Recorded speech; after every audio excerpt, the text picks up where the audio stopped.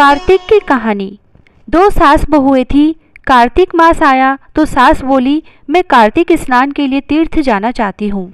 बहू बोली, मैं भी चलूंगी। सास बोली, तू अभी बहुत छोटी है, अभी मुझे जाने दे।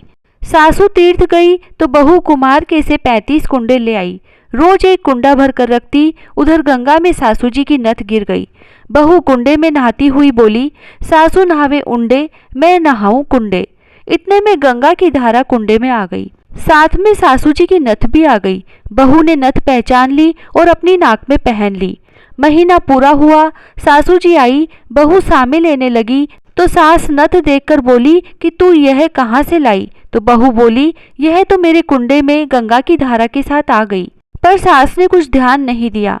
फिर सास बोली कि मुझे ब्राह्मण भोज करना है। तो बहू बोली कि सासू जी, 2 ब्राह्मण मेरे भी जिमा दो, मैंने भी कार्तिक स्नान किया है। तब सास ने कहा कि तूने कहाँ कार्तिक स्नान किया। तो बहू बोली, ऊपर चलो, मैं आपको बताती हूँ। ऊपर गए तो देखा सारे कुंडे सोने के हो गए। बहू बोली, मैं रोज कुंडा भरकर रखती और सुबह जल्दी उठकर नहाती और उल्टा करके रख देती। तब सासू जी बोली कि बहू, तू तो बहुत भाग्यवान है जो साक्षात गंगा जी तेरे पास आई। तूने श्रद्धा और विश्वास से कार्तिक स्नान किया तो भगवान ने तुझे फल दिया। दोनों सास बहू ने धूमधाम से ब्राह्मण जिमाकर दक्षिणा देकर विदा किया। हे गंगा मैया, जैसे बहू पर कृपा की, उसको कार्तिक स्नान कराया, वैसे हम सबको कराना। तुलसा जी की कहानी।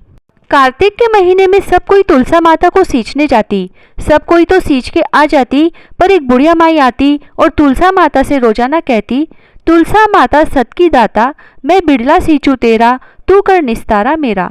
तुलसा माता अड़ुआ दे, लडुआ दे, पीतांबर की धोती दे, मीठा मीठा ग्रास दे, बैकुंठ का वास दे, चटके की चाल दे, पटके की मोत दे, चंदन का काठ दे, झालर की झिनकार दे, साई का राज दे, दाल भात का जीमन दे, 11 का दिन दे, कृष्ण का कांधा दे। इतनी बात सुनकर तुलसा माता सूखने लगी। भगवान ने पूछा कि तुम्हारे पास तो इतनी औरतें आती हैं, तुम्हें जिमाती है, गाती हैं, तो भी तुम कैसे सूखने लगी। तुलसा माता ने कहा कि एक बुढ़िया माई आती है जो रोजाना इतनी बात कहकर जाती है।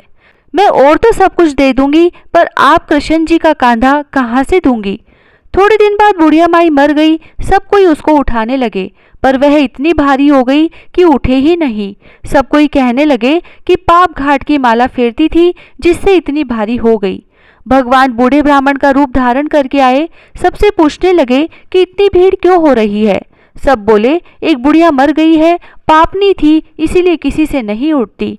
तब भगवान बोले कि इसके कान में मुझे एक बात कहने दो तो यह उठ जाएगी। सबने कहा, तू भी अपने मन की निकाल ले। भगवान ने जाकर उसके कान में कहा, बुढ़िया माई, तू बिड़ला सींचे मेरा, मैं करूँ निस्तारा तेरा। बुढ़िया माई अड़ुआ ले, गड़ुआ ले, पीतांबर की धोती ले, पटके की मोत ले, मीठा मीठा ग्रास ले, बैकुंठ का वास ले, चटके की चाल ले, चंदन का काठ ले, झालर की झिनकार ले, साई का राज ले, दाल भात का जीमन ले, कृष्ण का कांधा ले। इतना सुनते ही बुढ़िया माई हल्की हो गई। भगवान उसे कांधे पर ले गए और उसकी मुक्ति हो गई। हे तुलसा माता, जैसा उसकी मुक्ति करी ऐसा हमारी करियो, जैसा उसको कांधा दिया वैसे सबको दियो। पीपल पतवारी की कहानी। एक गुजरी थी, उसने अपनी बहू से कहा कि तू दूध दही बेच के आ। वह बेचने गई तो रास्ते में औरतें पीपल पतवारी सींच रही थी। उनको सींचता देखकर बहू ने पूछा कि तुम यह क्या कर रही हो। औरतें बोली कि हम पीपल पतवारी सींच रही हैं, इससे अन्न और धन होता है, 12 वर्ष का बिछड़ा हुआ पति मिल जाता है। बहू बोली, ऐसी बात है तो तुम तो पानी से सींचती हो, मैं तो दूध से सींचूंगी। अब तो गुजरी बहू रोजाना दूध दही बेचने ही नहीं जाती, वह रोजाना दूध तो पीपल में और दही पतवारी में सींचती। सास दूध दही का दाम मांगती तो कह देती कि महीना पूरा हो जाने पर दे दूंगी। कार्तिक का महीना पूरा हो गया, पूनम का दिन आया। बहू पीपल पतवारी के पास जाकर बैठ गई। पतवारी ने पूछा कि तुम मेरे पास क्यों बैठ गई। तब बहू बोली कि सासू दूध दही का दाम मांगेगी।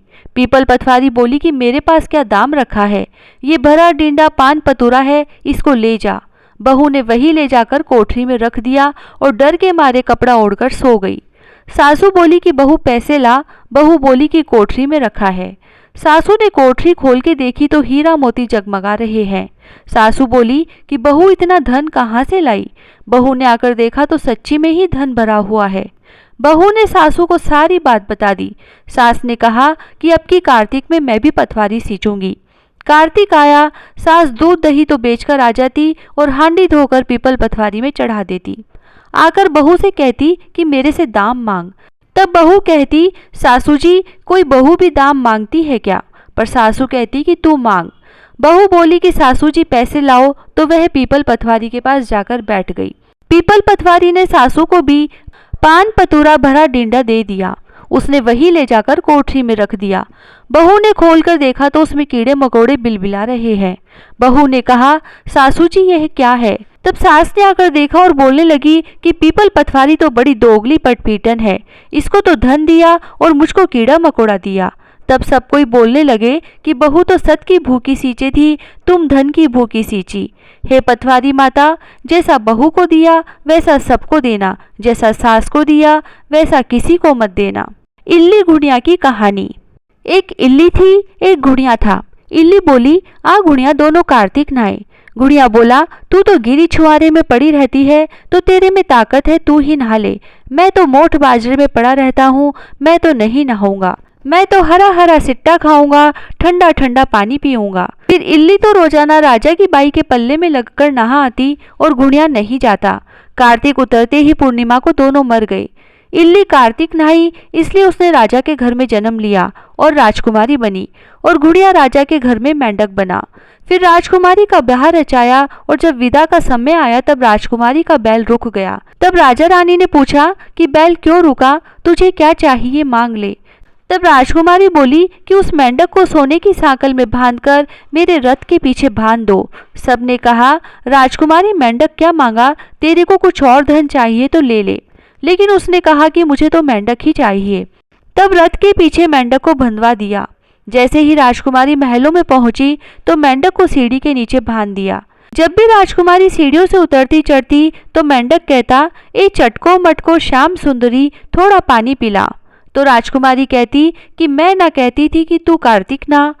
एक दिन राजकुमारी की देवरानी और जेठानी ने सुन लिया और सोचा कि राजा कोई रानी लाया है या जादूगरनी। तब उन्होंने राजकुमार से कहा कि तू रानी लाया है या जादूगरनी, जो आदमियों से तो बात नहीं करती और जानवरों से बात करती है। राजा ने कहा कि जब तक आंखों से नहीं देखूं मानूंगा नहीं। एक दिन राजा छुपकर बैठ गया। राजकुमारी महलों से उतरी तो फिर मेंढक ने वही कहा और रानी ने भी वही जवाब दिया। तब राजा तलवार लेकर खड़ा हो गया और कहा कि तू मेंढक से क्या बात करती है, सच्ची बात बता, नहीं तो तलवार से काट दूंगा। रानी बोली, पिछले जन्म में मैं तो इल्ली थी, यह गुड़िया था। इसको मैंने कहा था कि आज दोनों कार्तिक नहाएंगे, यह तो नहाया नहीं और मैं नहा ली, इसीलिए हम दोनों पिछली बात करते हैं। राजा ने कहा कि कार्तिक में गंगा नहाने का इतना फल होता है तो हम दोनों ही जोड़े से कार्तिक नहाएंगे और खूब दान पुण्य करेंगे, जिससे हमें आगे इससे ज़्यादा फल मिलेगा। और दोनों कार्तिक नहाने लगे। राजा के घर में खूब धन संपत्ति हो गई।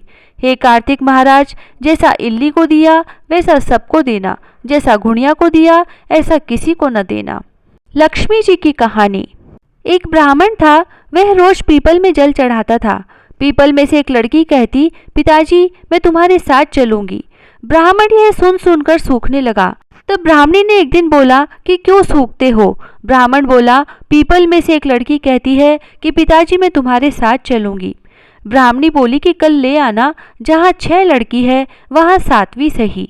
वह दूसरे दिन उस लड़की को ले आया और उस दिन आटा मांगने गया तो थैला भर भर के आटा मिला। जब घर आटा लेकर आया तो माँ आटा छानने लगी तो लड़की बोली कि माँ मैं छानूंगी। तब माँ ने कहा, ना बेटी पावनी, बेटी धोली धोली हो जाएगी। तब लड़की ने कहा कि नहीं मैं ही छानूंगी। उसने छाना, परात भर गई। खाना बनाने लगी तब भी बोली कि मैं बनाऊंगी। तब माँ बोली कि नहीं बेटा उंगली जल जाएगी। तब लड़की ने कहा कि नहीं मैं ही बनाऊंगी। रसोई में गई, 36 प्रकार के भोजन बनाए, सबको पेट भर भर के खिला दिया।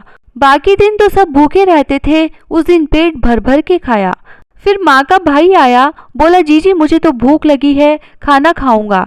तो बहन सूखने लगी कि सबने पूरा खाना खा लिया, अब कहाँ से खिलाऊंगी। तब लड़की ने पूछा कि माँ क्या बात है।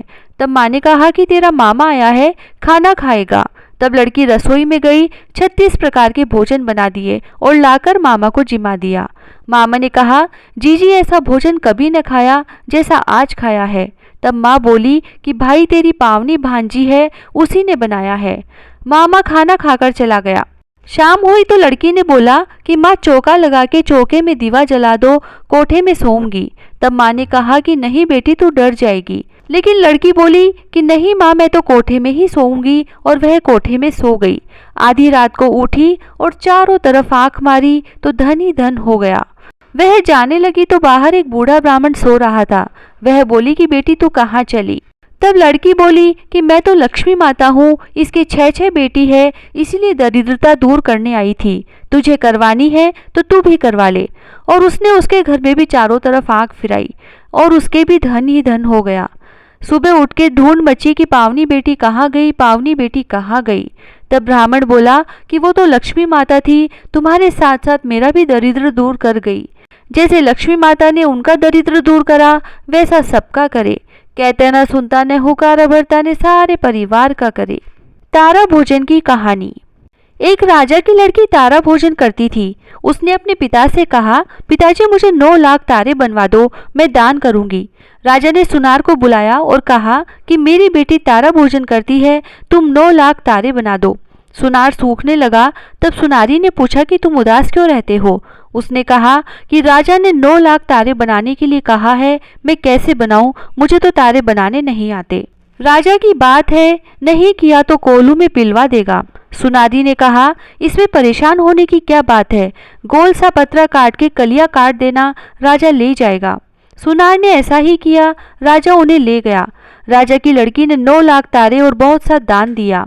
भगवान का सिंहासन डोलने लगा तो भगवान ने कहा कि देखो मेरे नियम व्रत कौन कर रहा है। 3 कूट देखा तो कोई नहीं था, चौथे कूट देखा तो राजा की लड़की तारा भोजन कर रही है। भगवान ने कहा, उसे ले आओ, उसने व्रत किए हैं। भगवान के दूतों ने कहा, चलो तुम्हें भगवान ने बुलाया है। उसने कहा, मैं ऐसे नहीं जाऊंगी, मैं तो सारी प्रजा को और उस सुनार को जिसने मेरे लिए तारे बनाए हैं, जिसने मेरी कहानी सुनी है, सबको लेकर जाऊंगी। तब दूत उसके लिए बड़ा विमान लाए कि चलो। वह कहने लगी कि हाँ अब मैं चलूंगी। सब विमान में बैठकर जाने लगे। लेकिन रास्ते में उसे अभिमान हो गया कि मैं तारा भोजन व्रत नहीं करती तो सबको स्वर्ग कैसे मिलता। तब दूत ने उसे वहीं से नीचे उतार दिया कि तुम्हें अभिमान हो गया है। दूत भगवान के पास पहुंचे तो भगवान ने कहा, इन सब में तारा भोजन व्रत करने वाली कौन सी है। वे बोले कि उसने अभिमान किया इसलिए उसे हम छोड़ आए। भगवान बोले कि नहीं नहीं, उसे लेकर आओ। लड़की ने 7 बार क्षमा मांग ली है। क्षमा क्षमा क्षमा क्षमा क्षमा, क्षमा करो भगवान। जैसे राजा की लड़की को स्वर्ग लोक मिला, वैसे ही भगवान सबको स्वर्ग लोक देना। लपसी तपसी की कहानी। एक लपसी था, एक तपसी था। तपसी तो भगवान की तपस्या करता। लपसी रोजाना 1.25 सेर का हलवा बनाकर भगवान को भोग लगाकर टाली हिलाकर जीम लेता। एक दिन दोनों में झगड़ा हो गया। लपसी बोला मैं बड़ा, तपसी बोला मैं बड़ा, क्योंकि मैं भगवान की तपस्या करता हूँ। नारद जी बोले कि तुम्हारा फैसला मैं करूँगा। दूसरे दिन तपसी नहाकर आने लगा तो नारद जी ने 1.25 करोड़ का मुंदड़ा तपसी के आगे गिरा दिया। उसने आंख खोलकर देखा तो मुंदड़ा पड़ा था। उसने उठाकर पैर के नीचे दबा लिया और तपस्या करने लगा। उधर लपसी ने 1.25 सेर का हलवा बनाकर भगवान को भोग लगाकर टाली हिलाकर जीम लिया। इतने में नारद जी आए और दोनों को अपने पास बैठाया। दोनों पूछने लगे कि कौन बड़ा है। नारद जी ने तपसी से कहा कि अपना पांव हटा। पांव हटाते ही मुंदड़ा निकला। तब नारद जी बोले कि मुंदड़ा चुराने से तेरी तपस्या भंग हो गई है, इसीलिए लपसी बड़ा है। तपसी कहने लगा कि मुझे मेरी तपस्या का फल कैसे मिलेगा। नारद जी बोले कि तेरी तपस्या का फल कार्तिक नहाने वाली देंगी। सब कहानी कहकर तेरी कहानी नहीं कहेंगी तो कार्तिक का फल तुझे हो जाएगा। धोती देकर अंगोछा नहीं देंगी, सीधा देकर दक्षिणा नहीं देंगी, ब्राह्मण जिमाकर दक्षिणा नहीं देंगी, दीवा चास कर हाथ न जोड़े तो तेरा पुण्य होगा। कपड़ा देके बटन न लगावे, दाहिने हाथ नाड़ा बांधे तो सबका फल तुम्हें हो जाएगा। और इतना कहकर नारद जी चले गए। लपसी को फल लपसी ने हो जो, तपसी को फल तपसी ने हो जो, माँ की कथा कहानी को फल माँ ने हो जो। राई दामोदर की कहानी। एक छोटी सी छोरी थी, कार्तिक नहाया करती थी। कार्तिक का महीना पूरा हुआ तो सब औरतें बातें करने लगी कि गंगा जी जावे कि जमुना जी जावे कि हरिद्वार जावे। तब एक जनी बोली कि मैं तो राई दामोदर भगवान जिमाऊंगी। तब लड़की बोली कि वो कैसे होते हैं। तब वह औरत बोली कि मोर मुकुट गल वैजंती, हाथ पीताम्बर, ऐसे है राई दामोदर भगवान। तब लड़की ने कहा, अच्छा ऐसे है राई दामोदर भगवान। वह घर गई, भगवान की रसोई बनाई और मंदिर में आई और बोली कि आओ मेरे भगवान जीमो। मंदिर में भगवान नहीं मिले, मंदिर से शहर गई, शहर से जंगल, जंगल से पहाड़ों पर चढ़ गई। सुबह से शाम हो गई भगवान को पुकारते हुए। भगवान सोचने लगे कि यह ऊपर से गिर जाएगी, इसको तो दर्शन देने ही पड़ेंगे। भगवान ब्राह्मण का रूप रखकर आए और बोले कि चल बेटा, मैं ही तेरा भगवान हूँ, मुझे जिमा दे। तब वह बोली कि तुम मेरे भगवान नहीं हो। तब भगवान बोले तो तुम्हारे भगवान कैसे हैं? तो लड़की ने कहा, मेरे भगवान तो मोर मुकुट गल वैजंती, हाथ पीताम्बर, ऐसे है मेरे भगवान। तब भगवान जी बोले कि तेरे भगवान ऐसे हैं? लड़की ने कहा, हाँ ऐसे ही है मेरे भगवान। तब भगवान ने चतुर्भुजी रूप दिखाया तो लड़की ने कहा, हाँ हाँ तुम ही तो मेरे भगवान हो। वह आगे आगे बावली सी भागी जाए, पीछे पीछे भगवान आवे।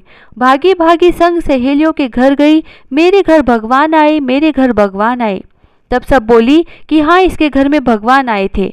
एक दो जनी बोली, देखे तो सही कैसे है इसके भगवान। जिनके भाग्य में भगवान के दर्शन थे उन्होंने आकर भगवान के दर्शन पाए। हे राई दामोदर भगवान, जैसे उस छोरी को दर्शन दिए वैसे सबको देना। कहता न सुनता न हुकारा भरता न सारे परिवार को देना। सूर्य भगवान की कहानी। सूर्य नारायण भगवान और राणा देव जी आपस में बातें कर रहे थे। राणा देव जी पूछ रही थी कि भगवान आप सुबह सुबह कहाँ जाते हो?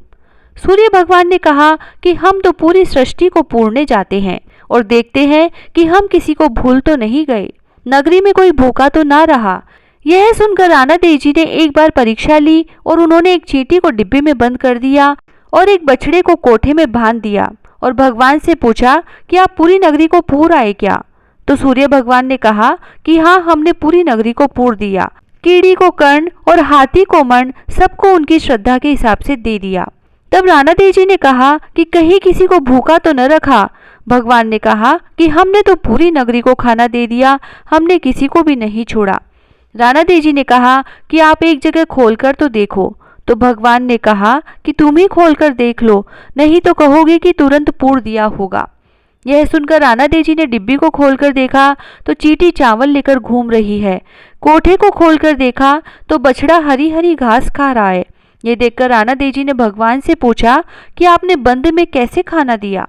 तो सूर्य भगवान ने कहा कि हम तुम्हारे मन की बात जान गए थे, इसलिए जैसे ही तुमने चींटी को बंद किया हमने तुम्हारे तिलक का चावल गिरा दिया और बछड़े को कोठे में बांधने से पहले ही चारा डाल दिया था।